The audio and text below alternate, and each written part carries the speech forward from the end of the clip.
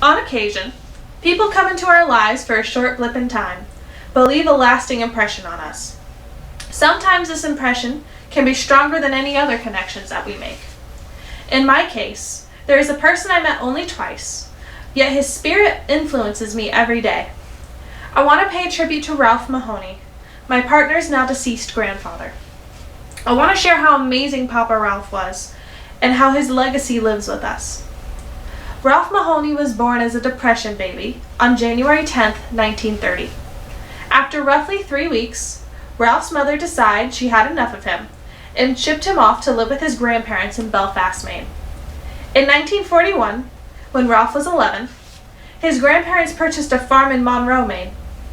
He and his brother Jim worked on the farm sometimes, but they refused to live there full-time. It was apparently a boring place to be.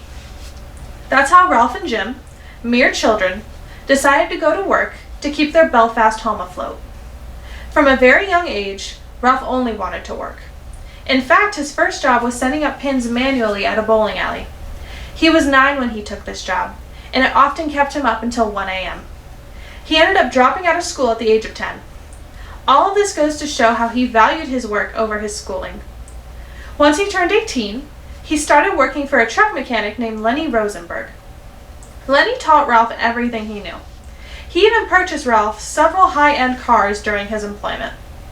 In 1982, Ralph moved to New Hampshire and founded his own truck mechanic business called Ralph Mahoney & Sons.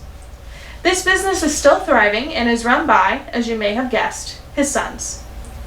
Ralph ended up marrying a woman named Jean Doucette. They met back in 1948, and Ralph instantly knew that she was the one. The only problem, Ralph was a Protestant and Jean was a Catholic. Back in the day, this was a big deal. Although Ralph was a very devout man, he decided that he loved Jean enough to convert. They were married in 1950, and they stayed that way until Jean's untimely death in 2006. Ralph thought that they'd only have one child, but Jean wanted a whole litter. Papa Ralph used to tell a story about how after their eldest child, Eleanor, was born, he told Jean to take a good long look at that hospital because she'd never see the inside of it again.